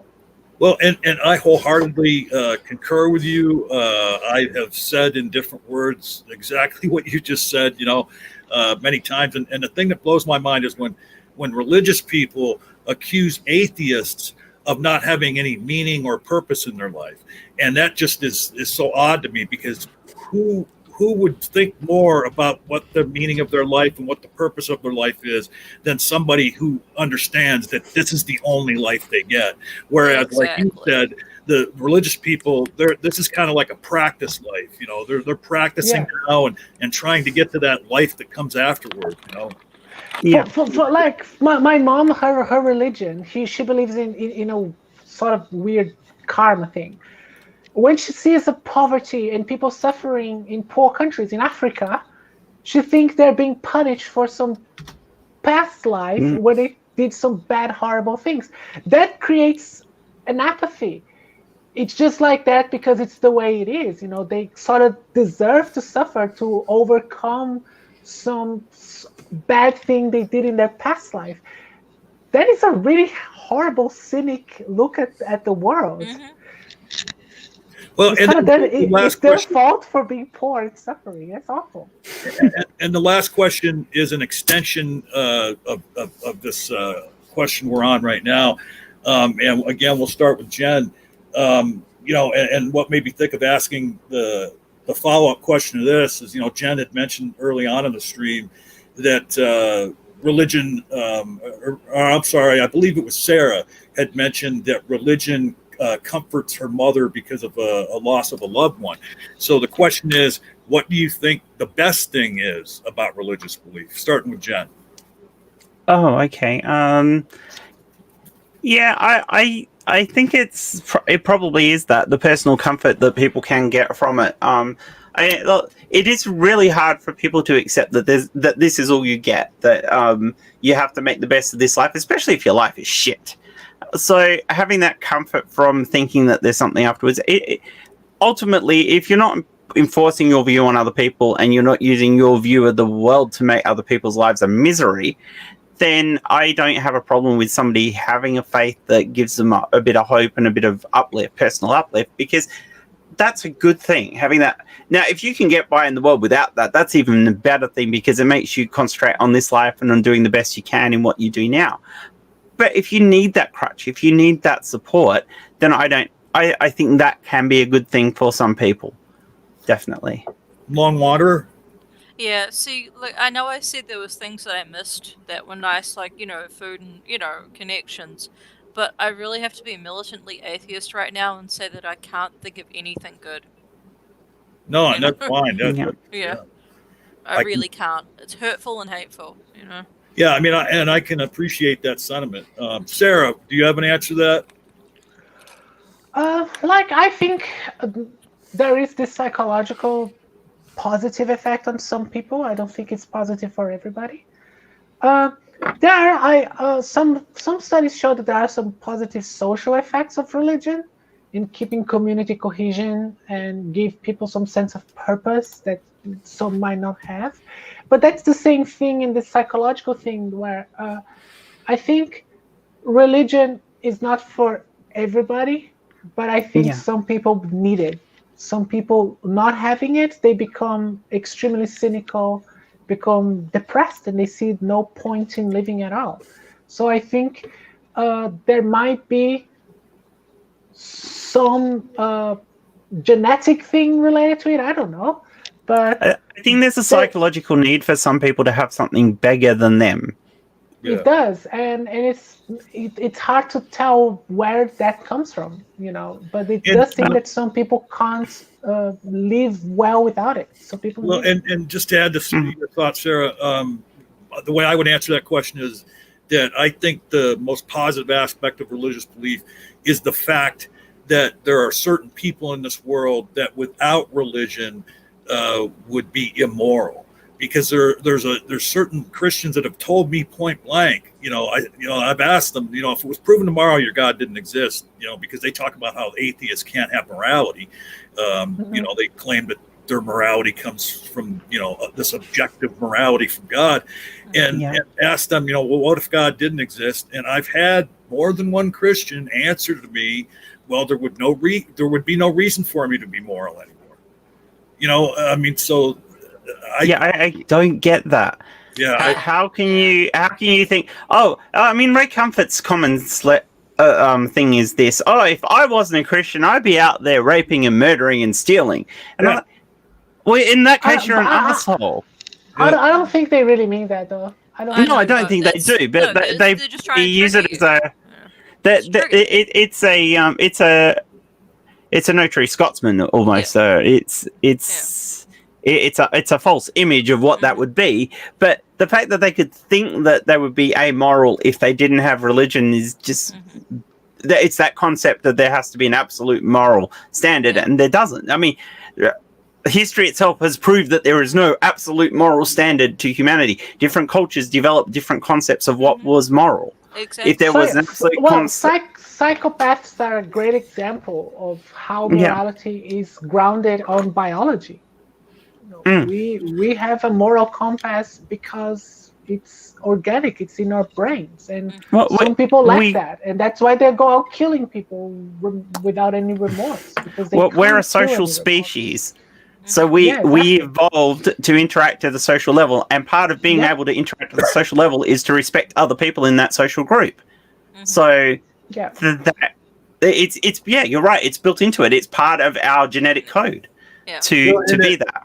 And the argument for objective morality that Christians and other religious people put forward is just Yeah. nonsensical when you stack it against, an actual argument for where morality comes from, from our sense, because of what you mentioned about we are social creatures. We have Yeah. the ability to think in the abstract.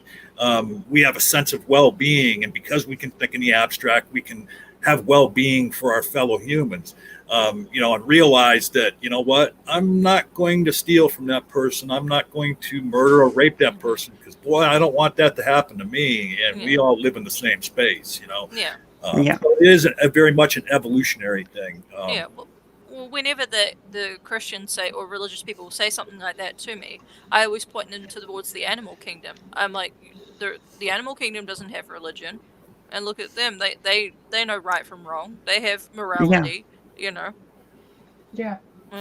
So let's now we'll go around the room and get everybody's final word. And please let people know, anything you want to know about yourself, shill away on, whatever channels or websites you have. And I want to start with Jen, who was the host while I was gone. And I want to thank her for that. I think she did a marvelous job, and all three of you did a marvelous job. This was a great conversation. I think it was a great collaborative effort. Yeah, my final thoughts on this. It's hard to be an atheist woman within the community. It's a struggle for us to be heard, and it is a struggle to it can be a struggle to be taken seriously sometimes. So a lot of that very man-derived stuff that comes out of religion, it still carries over into the atheist community, unfortunately. Not everywhere, but it is there. And it does make it harder for us in that sense. But it's getting better. It is definitely improving. And on the whole, it's a lot better community than being in a religious one. Would be despite the shit shows that happen in it. So yeah, it's pretty good. We're in a pretty good community, I think. And then tell us about your channel and what have you. Okay. Yeah, my channel's called Jen's Little Corner, and yeah, basically I do some atheist content. A lot less of that now, a bit like Sarah, because I'm more. There's other things I'm more interested in. I do talks about sex and sexuality and LGBTQ issues. I have a series where I do naked sex talks, where they're pre-filmed, and you don't see that much of me, but I am naked during them. I also do a couple of panel shows that are more quiz-like, and I try to do a Stump Jen thing, which is about science and that, and people asking me questions about science and maths and see if they can stump me and confuse me, because I like being challenged, and I really like it when people ask me something I don't know, because it makes me go out and learn. So, stump me if you can, and that's not a euphemism. So yeah, go check me out at Jen's Little Corner on YouTube, or you follow me at Jen's Little Corner on Twitter if you want to see me tear bigots down from time to time and talk about other crap. and from what you said, they can go over to your YouTube channel and really check you out. Yeah, they can. They can go and check me out. Lone Wanderer, your final thoughts and anything you'd like the audience to know about you. Yeah, so believe whatever you want, but spare a thought for a female next time you open your Bible, because that book is the reason why I'm a female atheist. And on a plus side, my channel, you can find me at the Lone Wanderer's Bunker. I have a Word of the Day series, which was inspired by the illiteracy of Donald J. Trump. and I'm taking on his illiteracy one word at a time. I also have done 2 episodes of a series called Crimes of the Religious. Some people have said it's difficult to watch because I do touch on a lot of controversial topics.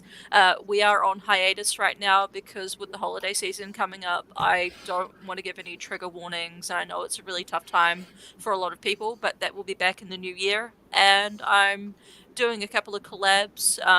Not saying anything because they're kind of surprises right now, but watch this space. And Sarah Michelle, your final thoughts, and tell us where we can find you on YouTube and elsewhere. Well, my final thoughts, it's religion sucks, don't do it. If you are on it, get the fuck out. It doesn't work for me, and for the most part, I think it's harmful, and that's basically it in terms of my final thoughts. And my channel, Sarah Michelle, I talk about a bunch of shit. Talk about religion sometimes. I don't focus so much on religion. When I talk about related to theism and atheism, I talk usually about philosophy. It's something I really like.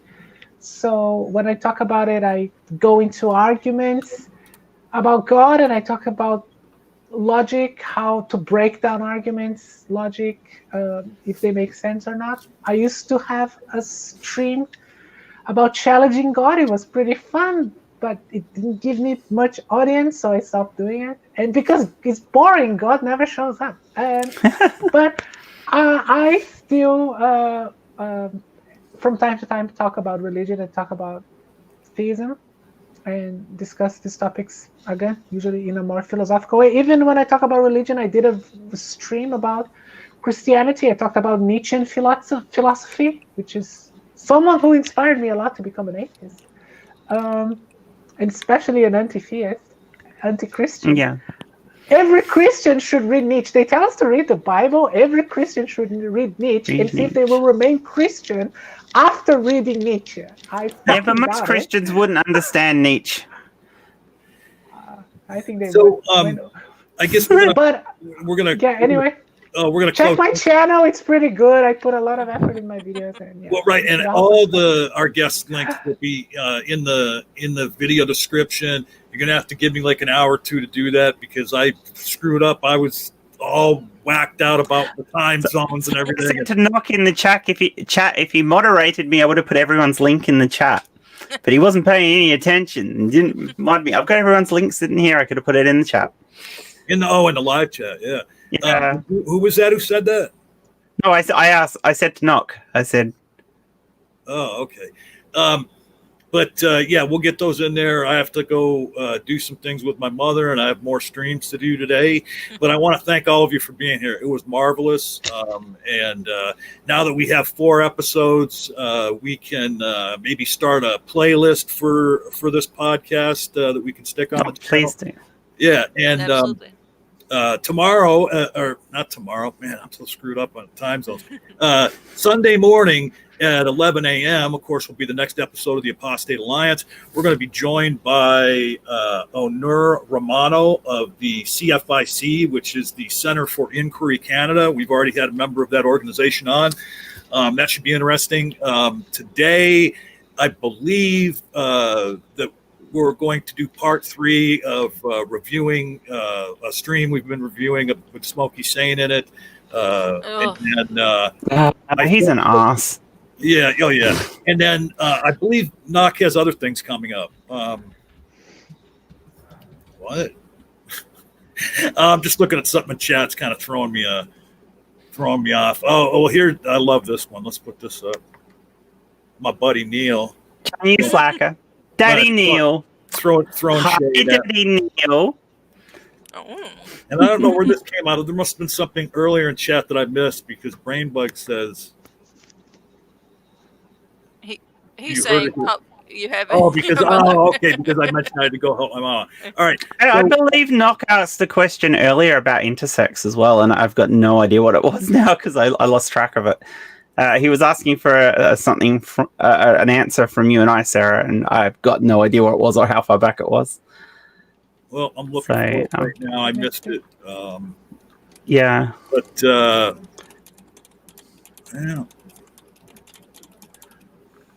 yeah, it must be too far back to get to. Sorry about it's that. too far back. It was a while ago. I would say presumably he must have asked that question in the midst of me asking the question. Yeah, no, he actually asked it. Yeah, whilst whilst you were asking, he asked it whilst we were talking about it, and I saw it, and I was going to answer it, and then we moved on. So, but I can't even remember what it was now. So my apologies, Knock, but I'm sure you can get an answer to that. So, at any rate, again, Micro wants to know if you're also intersex, Sarah. No, I'm not. Endosex. For those who don't know, it's the contrary. It's the opposite of intersex. Yeah. Here, check this out. Let's we'll make this the final ha, and then we'll get on out of here. Yeah, and he's absolutely right. This was entirely my fault. For some reason, I was thinking like 10 or 11 o'clock in Australia equated to noon or 1 o'clock for me here. Okay. And I don't know how, because I know it's like 14, 15 hours ahead, depending on what time zone you're in. But I don't know how I got to that. Today I woke up at like 3:30 in the morning because I'd gone to bed so early. And for some reason, that's the first thing I thought of. I'm like, do I have this right? And then I went over to our group chat and was asking them, hey, set me straight. And actually, it was one of the panelists who wasn't able to make it today, Lissy, that had set me straight. Gave you all the clocks. Yeah. And Nervardia was going to be here too, as well as Sasha, but we never heard from Sasha, and Nervardia fell ill right at the last minute. We were in chat with her, all leading up to this, and then she thinks she ate something bad. So we will get Nervardia on sometime in the future, as well as Lissy. And again, I just want to thank everybody that showed up to watch this. Thank everybody that was here today. It was awesome. I'm going to be going to YouTube here when we get off the air, and I'm going to make sure I'm subbed to all of these ladies. I encourage all of you to go check their channels out as well. Please do. Please like and sub our videos. Yeah, come and sub to us all, because we're all needy women, and we need your loving. I'm at 65. I'd like to be at 100 so I could get the custom URL. I'm 10 off 600, so that would be nice. To get 10 more subs and get to 600 would be awesome. But, why don't we make that happen for the both of them? I mean, let's get Lone Wanderer above 100, and let's get Jen over 600, and But what are you at, Sarah, now?